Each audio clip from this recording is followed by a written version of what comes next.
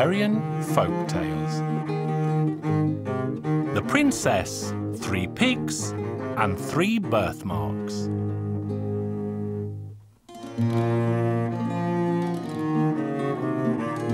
Once upon a time, there lived a poor man who had a wife. After a time, they had saved enough money to buy a piglet. They enjoyed rearing their piglet very much, but their happiness was not complete. They still did not have a child of their own. One day, the wife told her husband, "I think I might be pregnant." "Maybe you are mistaken." After a few days, the husband said to his wife, "I think the pig might be pregnant." "Maybe you are mistaken. It must have eaten too much and its belly is fat." The months passed and their son was born. The man was happy.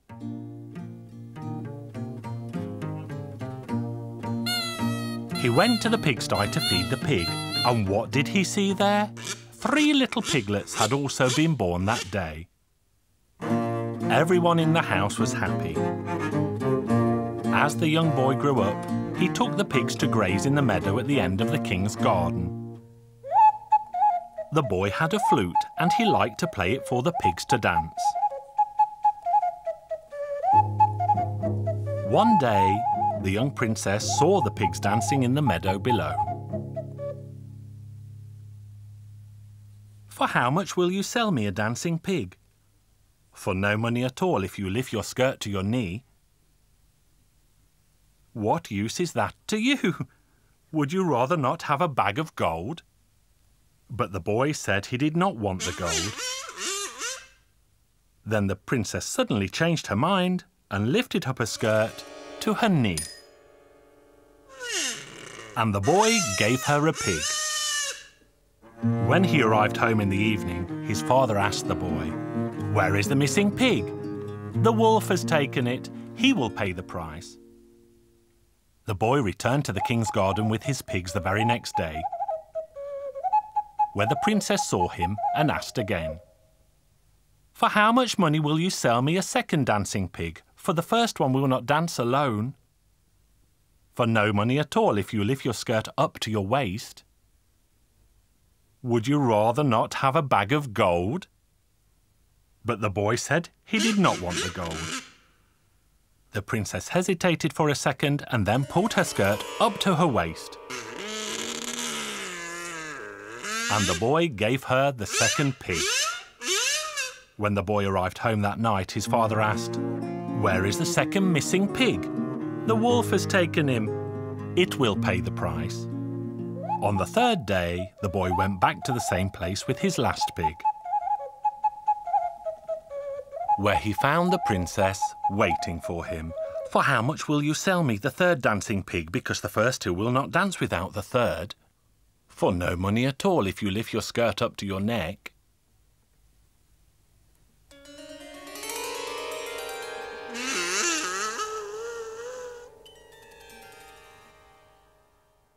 Then the boy gave her the third pig along with his flute. When the boy arrived home that night, his father asked, "Where is the third missing pig?" "The wolf took it, father. It said it would pay the price." "The wolf has no money." "It has, father. It has a lot. And now I shall go and collect the price for the pigs."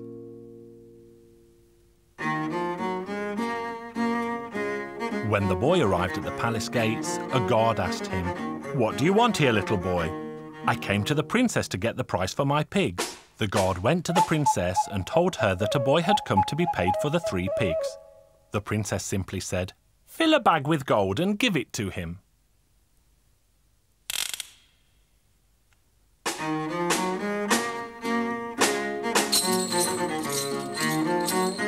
The boy arrived home again and poured all the gold out onto a table.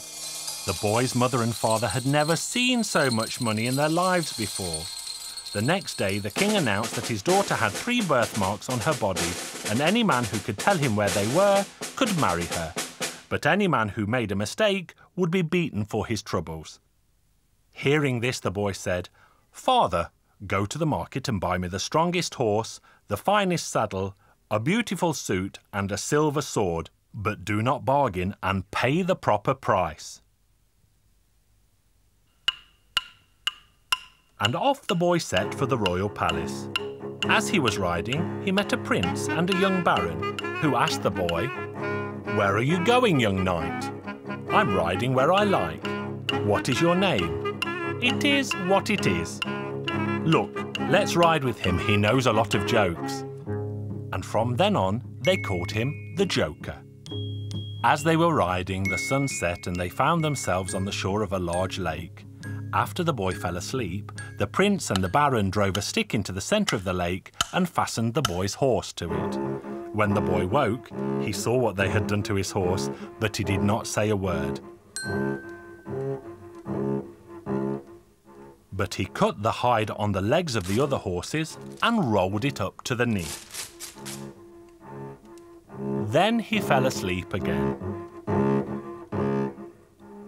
When morning came, they shouted, "Get up, Joker, you are a lazy fellow. Look, your horse swam to the middle of the lake to quench its thirst." "That's right, and yours rolled their trousers up to go and save it."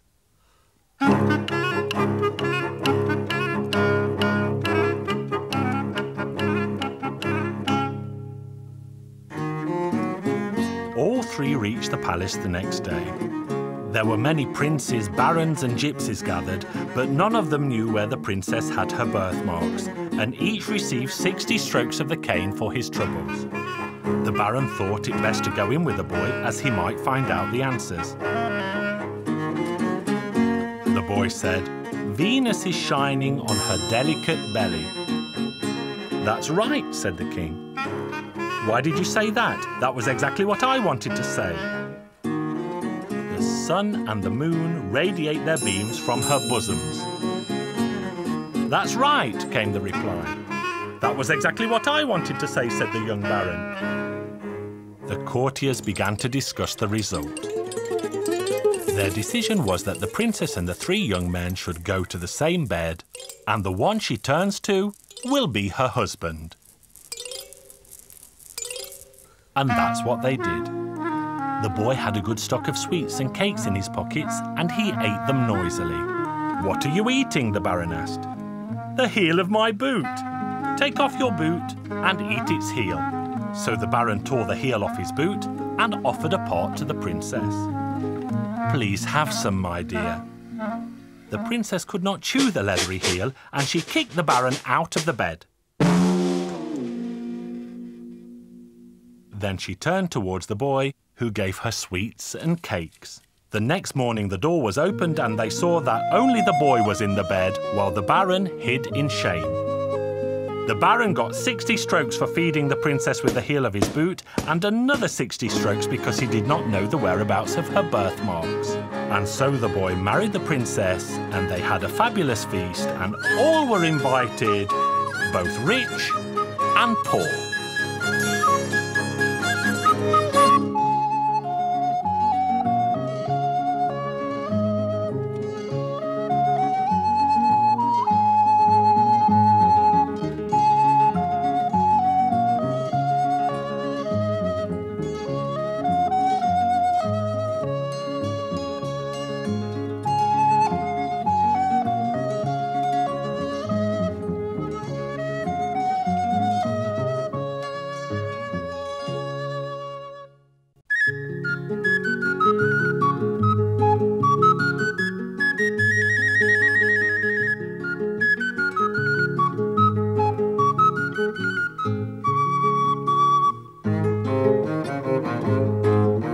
Hungarian Folk Tales.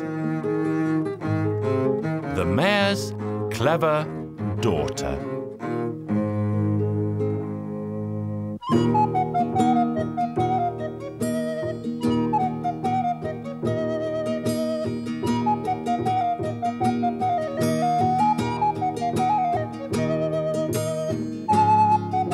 As many people know, Hungary's King Matthias liked to roam the country.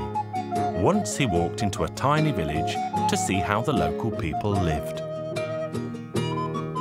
There was an inscription on the gate of the mayor's house that read, "Here lives the village mayor.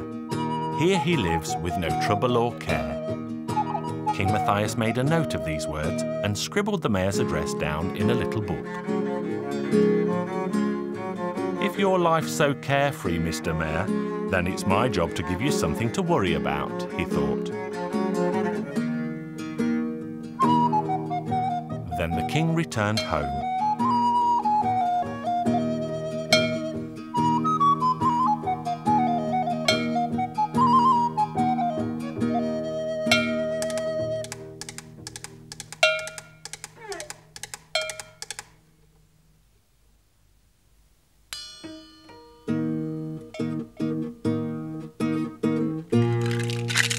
Back in those days, jugs were made out of clay, and one of the king's jugs had a hole in it.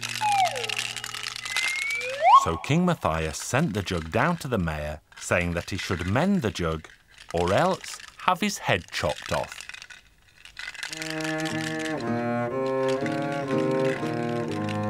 The village mayor received both the jug and the message. He was very sad, because he really did not know what to do. The mayor had a pretty daughter who asked her father, "Dear father, I've never seen you worry like this before. What on earth's wrong? Why are you so very sad?" "Why should I bother telling you? You could never help." "But perhaps I can help after all. His Majesty the King has sent me a jug with a hole in it, with an order to mend it. But if I cannot fulfill his command, he'll have my head chopped clean off." "Oh, father, please don't be so sad.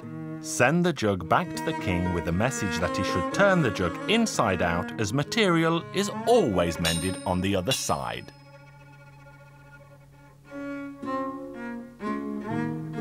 Very well. And he sent the jug back with the message.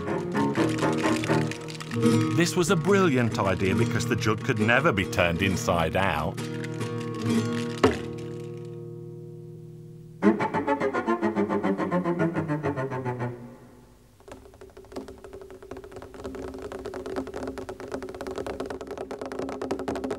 After this, the king sent a millstone and ordered the mayor to skin it. This made the mayor even sadder, because it's impossible to skin a millstone. His daughter asked the mayor, "Why are you so sad again, father dear?"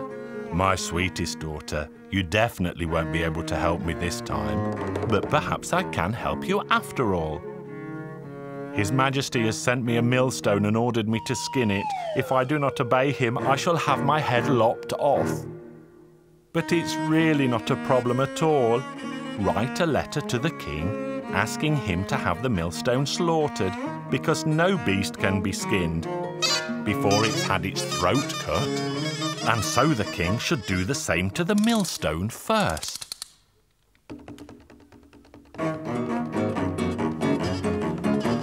So the mayor sent the millstone back to the king with that message.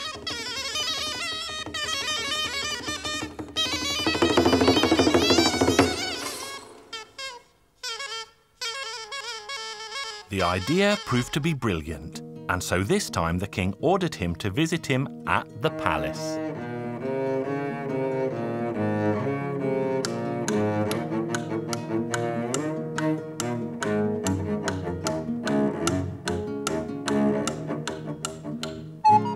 The village mayor went up to the palace where he thought he would be rewarded. But instead, the king wanted to know who had given him these inventive ideas, and so the mayor was forced to confess. "I have a pretty daughter at home who helped me solve those two riddles." "Very well, Mayor. I want you to go home and tell your daughter to come to my palace. She should wear no dress, but should not be naked, and she should not walk, should not ride, and should not come in a carriage. She also should, but should not bring me a gift." Head chopped off.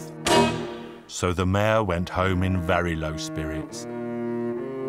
He was convinced that his young daughter would never be able to solve such a complex riddle. The mayor told his daughter what the king had said, and then he added, "This is the end for you, my darling girl." "Why so, father dear?" The king said you have to go to the palace. You should not wear a dress. You should not be naked. You should not walk. You should not ride. You should not go by coach. You should take him a gift, and at the same time, you should not take him a gift. Very good, father. I shall go. Don't worry. Everything will be fine. So the girl took off her dress, but kept on her bra.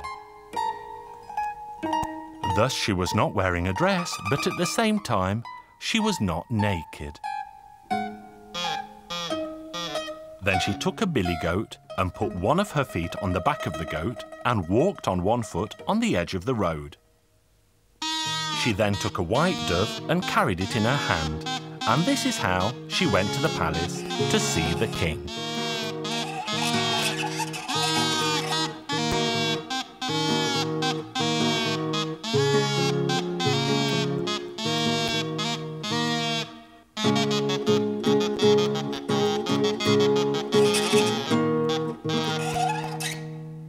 When the king saw the girl, he was very surprised.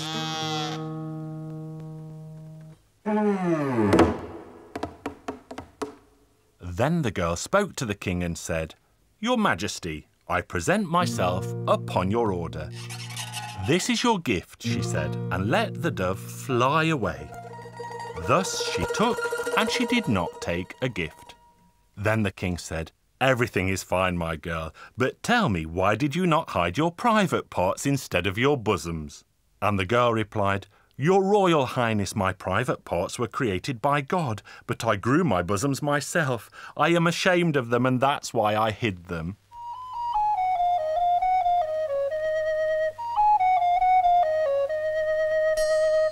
The king gave the girl a handsome reward, and that is the end of my story.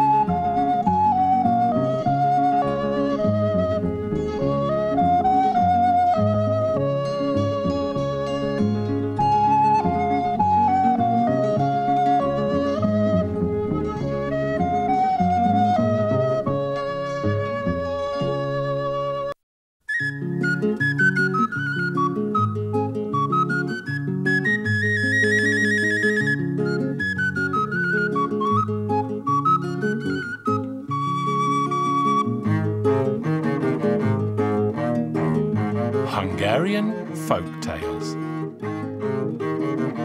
The Fox Princess. Once upon a time there was an old king, and he had 3 sons. The king was so old that he could not leave his castle, and so he had a church built in the grounds where he could pray. On the day that the church was at last complete, a bird began to sing on top of its tower. When the king heard the bird's song, he suddenly became a young man once more, and he ordered his sons to catch the bird. The eldest son climbed to the top of the tower, but as soon as he reached out to catch the bird, it flew away. The prince watched the bird as it flew, and he saw it land in a nearby forest. "Father, I saw where the bird flew. I shall pursue it. Godspeed, my son, and return with the bird as soon as you can." The young prince arrived at the forest as the sun began to set. He made a fire and ate his supper. Then he saw a fox. "Go, dog, and catch that fox." The fox stood and commanded, "May you and your dog turn to stone." So that is what happened. The next morning, the middle son climbed to the tower to catch the bird. He saw the same thing that his brother had seen, and as he came down from the tower, he said, "I too shall follow the bird." He reached the forest by sunset and also sat and ate his supper, and as he ate, he saw the fox. "Go, dog, and catch that fox." The fox stood and commanded, "May you and your dog turn to stone." On the third morning, the bird sang again, and so the youngest prince climbed the tower, but the bird flew away once more. The youngest son saw the same forest that his brothers had seen. He also followed the bird's flight and arrived at the forest as the sun was setting. He also made a fire and sat and ate his supper. Then he saw the fox. "Fine fox, do not bark. Come and share my food instead." "I would join you with pleasure, but I am afraid of your dog." "Don't be afraid. I shall tie it to a tree." "Prince, do you think the bird is in this tree?" "That's what I think. I saw it fly right here." "But that is not so. The bird is very far away, and don't be sad because we shall catch it." "The bird is in the land of the Red King, and that is 7 lands away. There is a pear tree in the garden of the king, and in that tree there is a hollow, and in that hollow lives the bird." Then the fox turned into a fine young man, and the two of them set forth.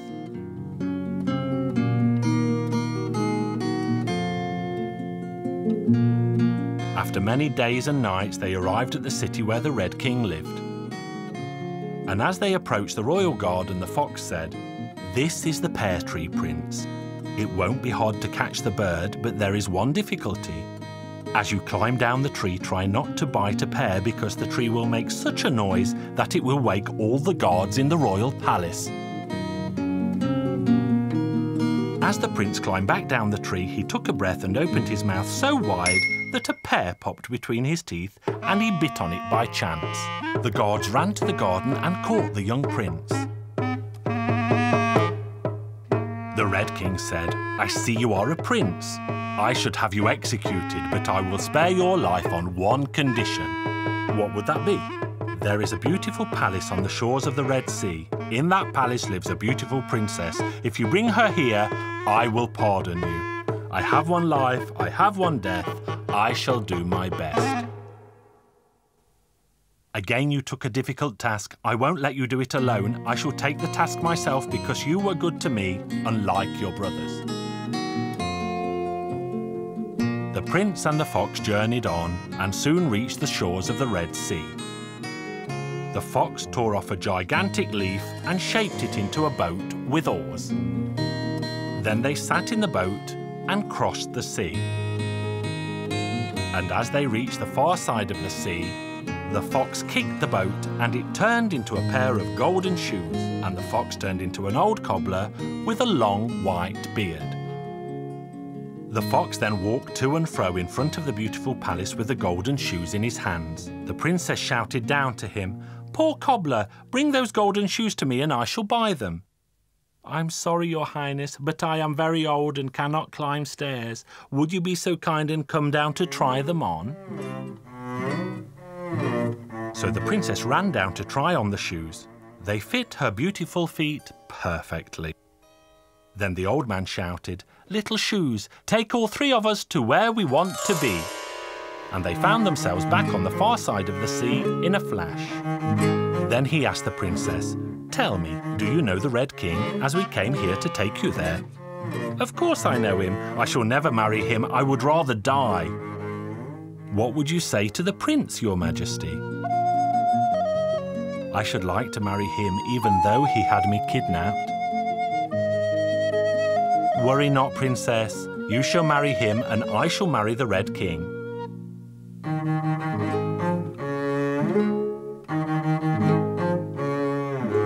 When they arrived back in the Red King's city, the fox did a somersault and changed into a pretty princess, much like the other.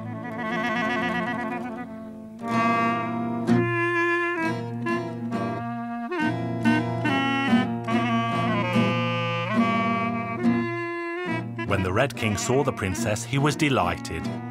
He gathered all his ministers and friends and began to prepare for a wedding feast. And as they were sitting around the table, one of the wedding guests said, "This princess is perfect, except for one fault." The other asked, "And what is that?" The gentleman replied, "Why, she has the eyes of a fox." What girl would not be ashamed when someone says she has the eyes of a fox? The bride hid under the table, did a somersault, and turned back into the fox and ran out of the room in the greatest of haste. By the time the guests came to their senses, the fox was far, far away.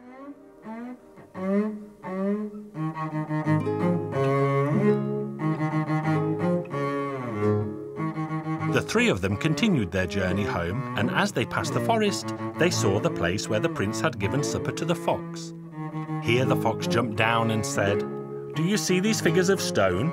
They are your brothers, and these are their horses. How did they come to be here?" "They set their dogs on me, and so I turned them to stone. Would you like me to turn them back again?"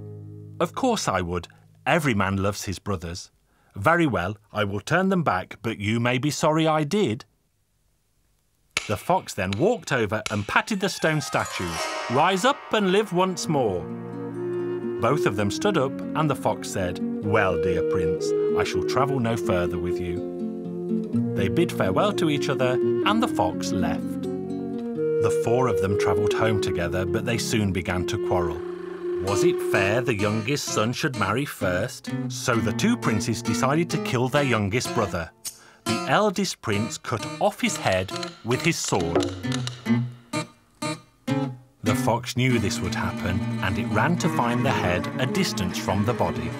It ran hither and thither and saw a snake with leaves in its mouth. "Hey, snake, give those leaves to me." "I will not. It took me 7 long years to find them." The fox stamped on the snake's tail, and it dropped the leaves on the ground. The fox picked the leaves up and ran to the prince. It rubbed the leaves on the prince's neck and put his head back in its proper place. The prince opened his eyes. "Oh, what a deep sleep I had. You fell asleep for eternity, but I saved your life. I told you your brothers would kill you and rob you of your wife. Take better care in the future. Godspeed."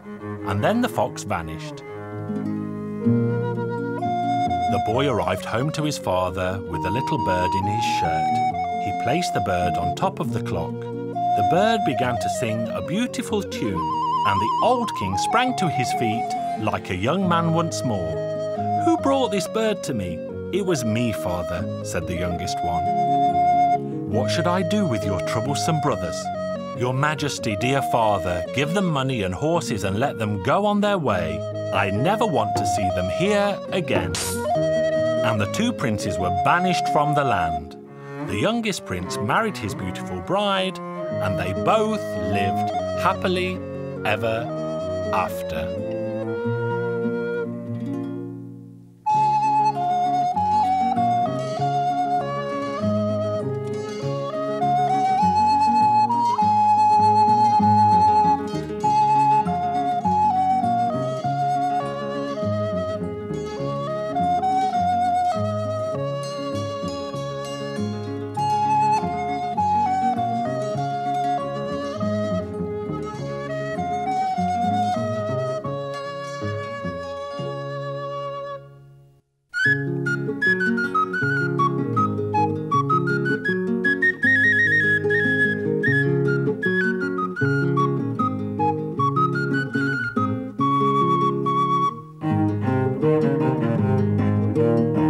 Hungarian Folk Tales.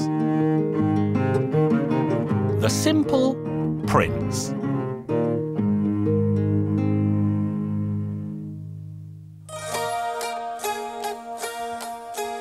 Once upon a time there was a farmer, and the farmer had 3 sons.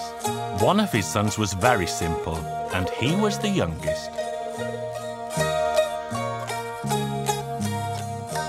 One day the farmer went into the farmyard and saw that someone had scattered the straw all over the place. So he busied himself and tidied everything up. Then the farmer told his sons, "This can't go on. Someone has to keep the straw in order." On the first night, the eldest son went out to the yard to watch the straw.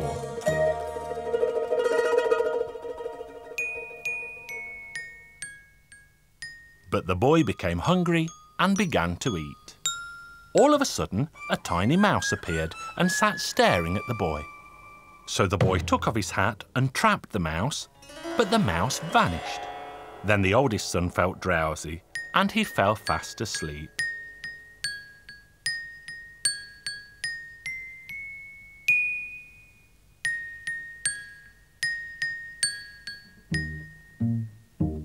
And when he woke the following day, he saw that the straw had been thrown around the yard again.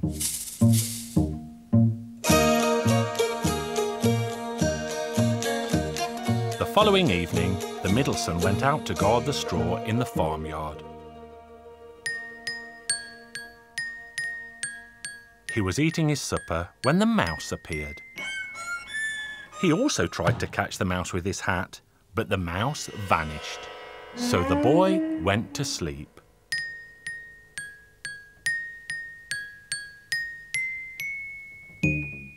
And when he woke again the following morning, the straw was messy again.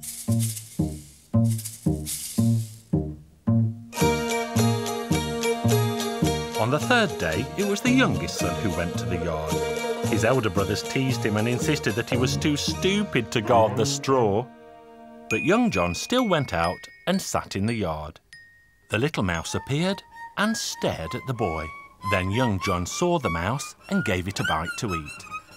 The little mouse said to him, "Young John, if you are clever and do as I say, the straw will be neat and tidy by morning."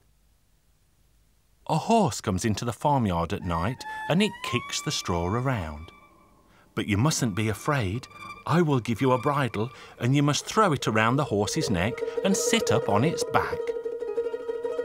So young John did as the mouse had said. When the horse appeared that night, he threw the bridle around its neck and sat high up on its back. The horse tried to run into the straw, but young John held it tight. The horse soon realised that young John was too strong for it and it would never get into the straw. And then all of a sudden, the horse began to speak. "As you were so brave, I shall give you 3 whistles. If you blow one of them, a horse will appear in the blink of an eye with a uniform for you to wear." Then the horse gave him a copper whistle, a silver whistle, and a golden whistle.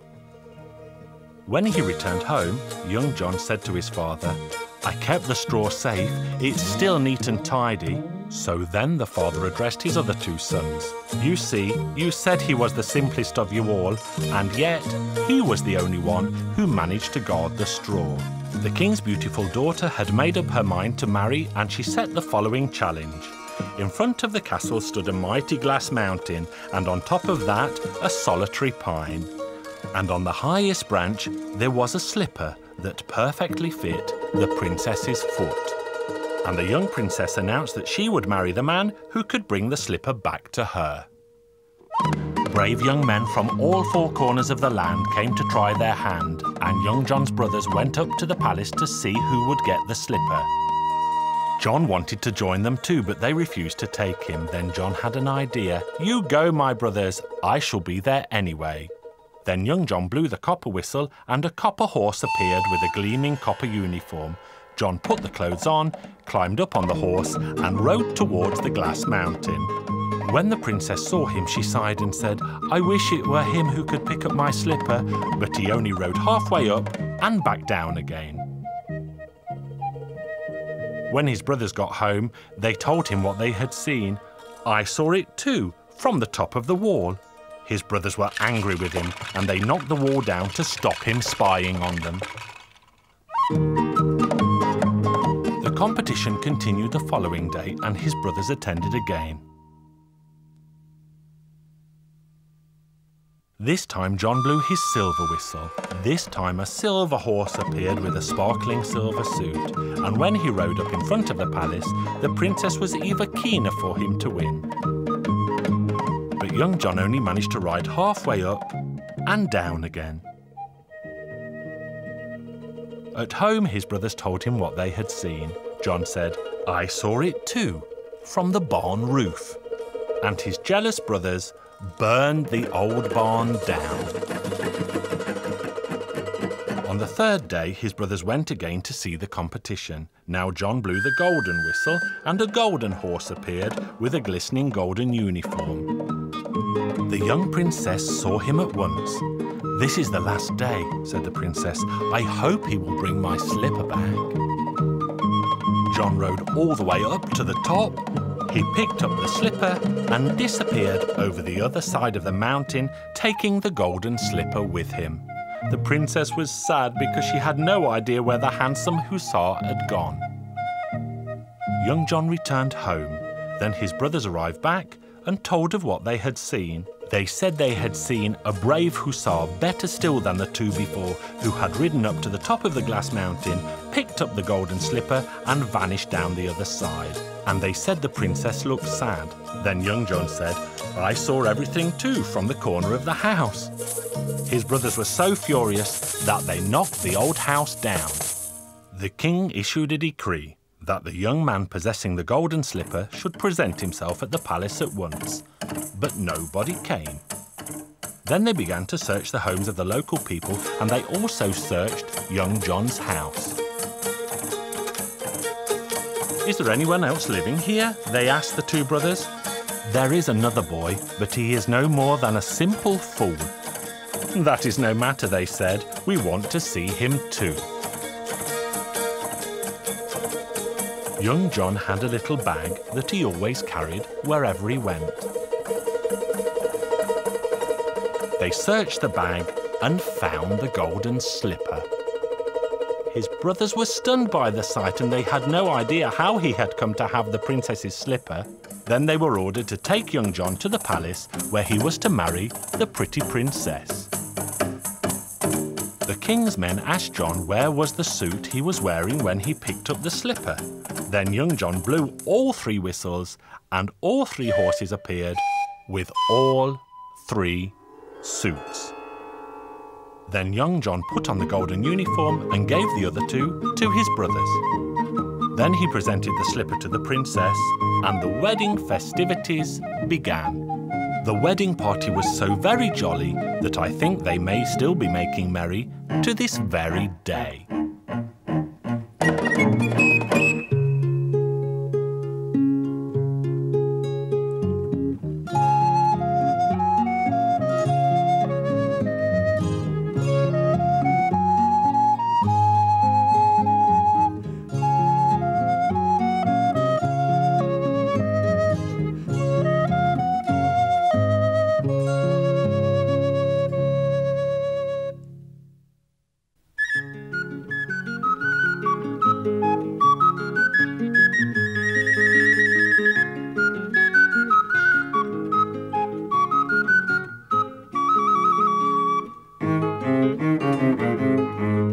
Hungarian Folk Tales.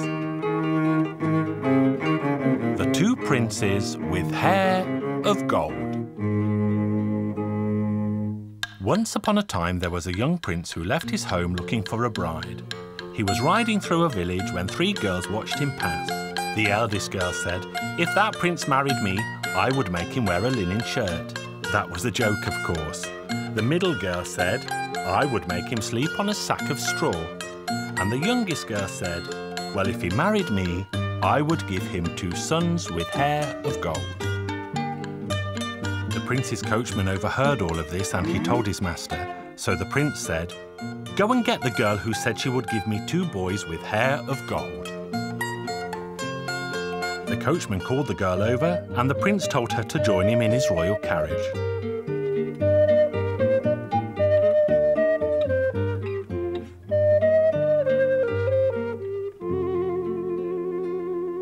Time quickly passed, and the young queen became heavy with child.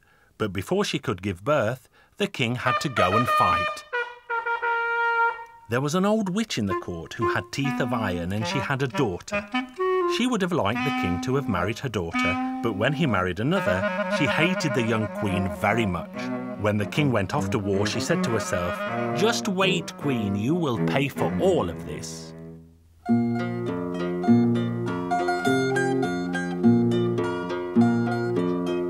The day came when the queen gave birth to two beautiful sons with hair of gold. The witch with the iron teeth stole them and put two puppies in their place. Then she buried the two boys opposite each other in the ground around the fish pond. The king was told the news that the queen had given birth to two puppies, and he had also lost the battle that day. This and the bad news about his wife made him very angry. He wrote a letter and sent it home. In the letter, he ordered that the queen and the two puppies should be thrown into the pond where a great whale lived. As soon as the messenger was sent away, he began to regret what he had ordered to be done.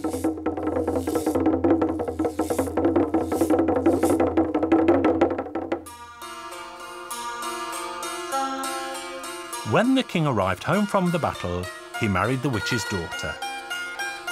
2 trees bearing golden pears grew on the spot where the 2 princes with hair of gold were buried, and the king liked nothing better than to sit in their shade. The witch did not like this and told her daughter to tell the king to cut the pear trees down, and she nagged him until he had both trees cut down. From their wood 2 beds were made, one for the king and one for the queen. The witch ordered the splinters, twigs and branches to be burned.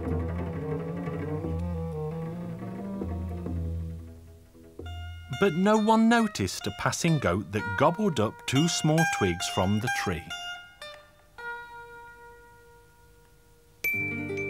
When the queen and king were sleeping in their beds one night, the queen's bed asked the other, "Dear brother, is that weight not too heavy for you?" And the other bed answered, "It's not heavy at all, as my burden is my dear father. But mine's too heavy, as I have to bear my enemy." The witch was not asleep, and she overheard the beds talking. The next morning she ordered her daughter to burn the 2 beds, lest her sin come to light. The 2 beds were burned that very day.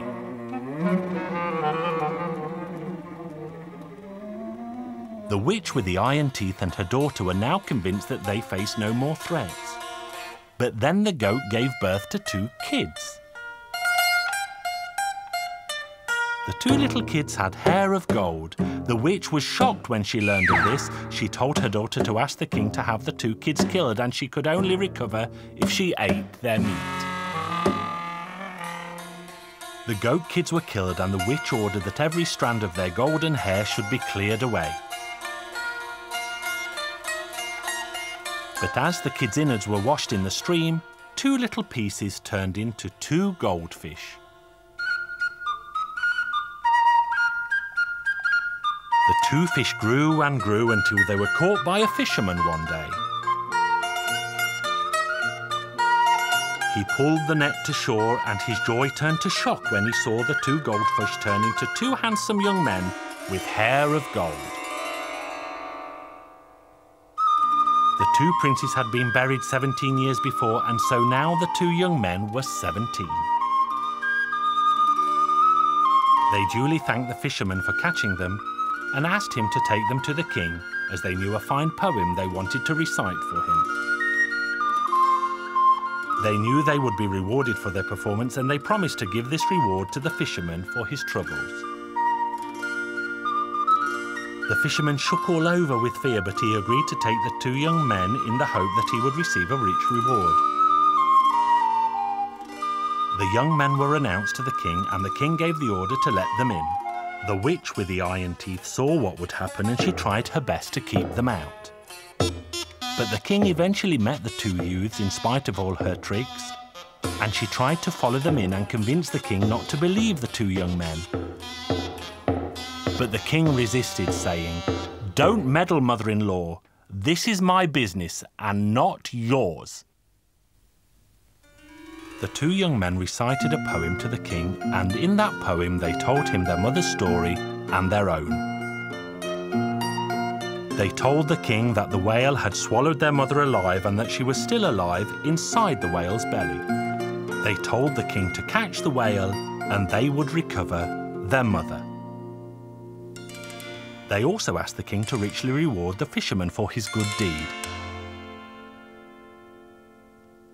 The witch with the iron teeth constantly tried to interrupt the youths and did all she could to make the king disbelieve them.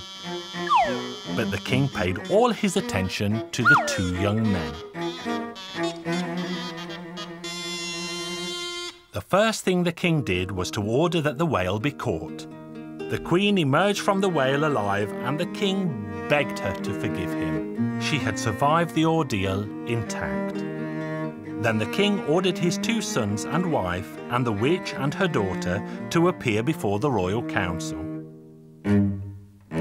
The king put the question to the council: "What does a witch deserve who tried to kill 2 boys and their dear mother, ruin their reputation and deprive a father of his family? What should her punishment be?"